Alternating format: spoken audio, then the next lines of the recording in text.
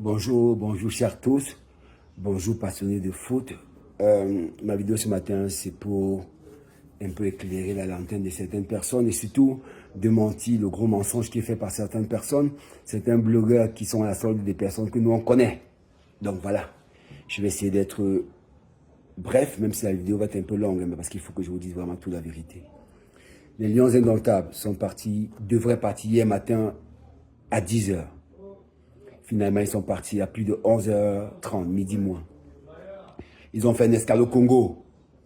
Du Congo, ils se sont certainement renseignés pour l'Afrique du Sud et la ville de Nesbrook, où ils devaient atterrir.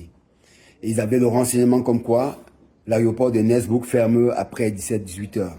Donc, ils ne pouvaient pas atterrir à Nesbrook. Mais Cameco a quand même insisté. Cameco a quand même voulu atterrir, alors qu'ils savaient que c'était impossible. Finalement, ils ont fait demi-tour et ils ont atterri à Johannesburg. Et voilà où le film commence. Quand ils ont atterri à Johannesburg, qu'est-ce qui se passe? Il est plus de 20 heures.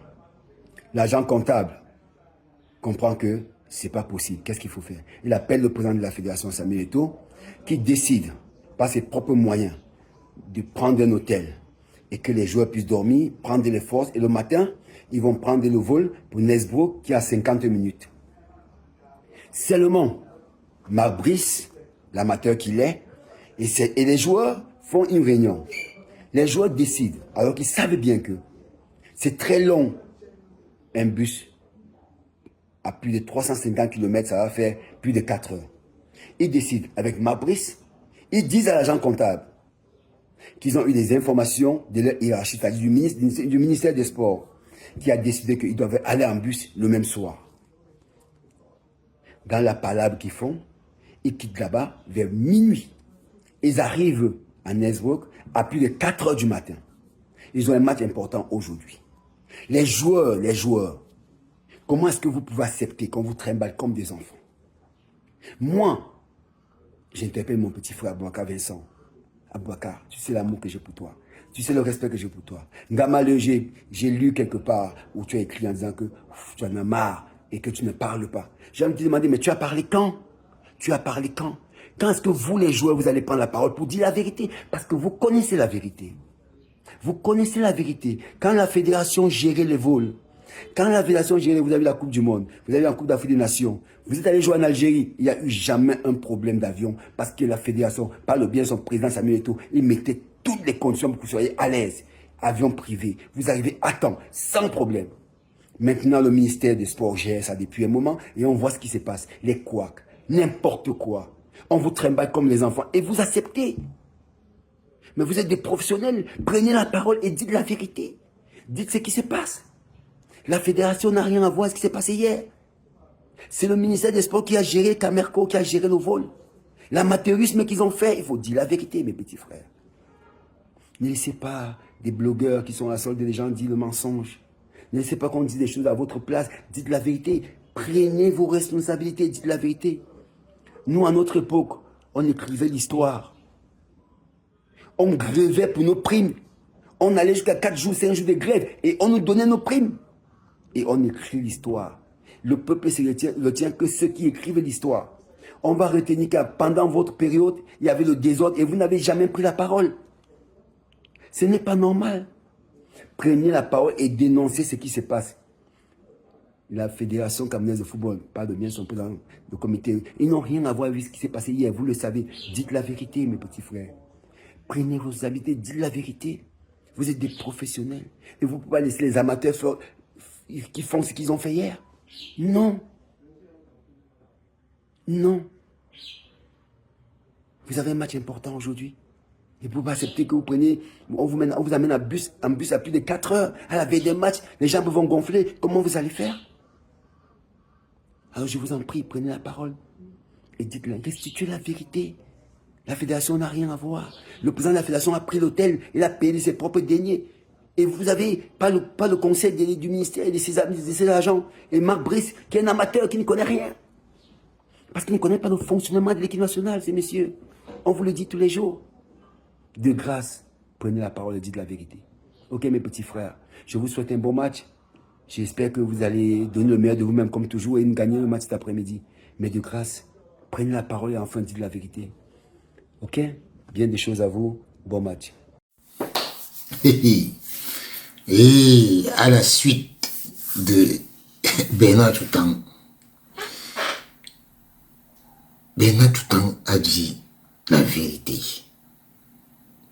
Et à sa suite, je vais vous raconter l'histoire de ce voyage. Pendant toute la semaine, il y a un monsieur qui est au ministère des Sports, qui s'appelle Ven.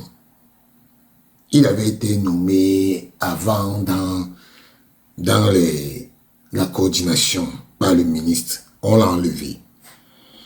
Et puis maintenant, lui-même, il a décidé qu'il va jouer le rôle de coordonnateur des équipes nationales adjoints étant au ministère. Il a passé son temps à appeler les joueurs. Oui, c'est moi le coordonnateur adjoint. Est-ce que vous pouvez nous envoyer vos passeports? Oh, c'est moi le coordonnateur adjoint. Est-ce que vous pouvez m'envoyer vos passeports? Alors, l'histoire, si, ça a commencé parce que André Onana, je dis André Onana, a fait perdre 2 heures à la délégation. 2 heures. Bernard Toutan vient de dire quoi? Qu'ils devaient partir tôt. Ils sont partis 1h30 ou 2 heures après. Je dis André Onana a fait perdre 2 heures. Il a refusé de donner son passeport. Si je manque, il vient dire que je manque. Il a fait perdre 2 heures. Maintenant, ils sont partis au Congo. Ils sont partis au Congo. Et comme si cela ne suffisait pas, avant de partir au Congo, avant de partir même de Yaoundé, ils avaient déjà l'information selon laquelle comment je veux dire ça, ils avaient déjà l'information selon laquelle là-bas à Nelspruit, l'aéroport devait être fermé à 18 heures. Et quand ils sont arrivés, déjà il y avait le joueur James Eto'o. Comme monsieur le coordonnateur qui appelle les gens que oui, c'est moi le coordonnateur, il ne s'était pas rendu compte donc James, le passeport bulgare là, en Afrique du Sud, ça ne passe pas. Si tu n'as pas de visa sur ton passeport, tu ne peux pas rentrer.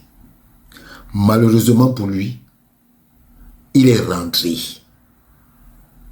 James Eto'o, il est rentré en Bulgarie. Oui. Quand ils arrivent donc à Johannesburg, ils se rendent compte que c'est chaud. Je vous ai dit hier que Marc Brice faisait la réunion avec les joueurs, non? Parce que moi, 6 mois de combi a envoyé, a appelé. Voilà des gens, des narcismes et les combis. C'est eux qui disent que, oh, le président de la République, la magnanimité du président de la République, c'est eux qui, derrière, font les coups. Parce que c'est eux qui sont partis signer la lettre que je vous avais montrée ici. Que la paix, eux, après ils vont dire qu'ils respectent le président de la République. Ce n'est pas votre rôle de gérer, mais vous gérez. Alors, il faut savoir, la Fédération camerounaise de football avait proposé que les joueurs se retrouvent directement à Johannesburg, qui est une délégation. qui se retrouvent directement à Johannesburg pour toutes les commodités et que, voilà, on part directement. Ils ont refusé, hein. Les agents du ministère ont refusé, hein. Ils ont dit que ça ne peut pas être possible, hein. Et selon les informations, justement, quand les joueurs arrivent là, c'est pour le prélèvement.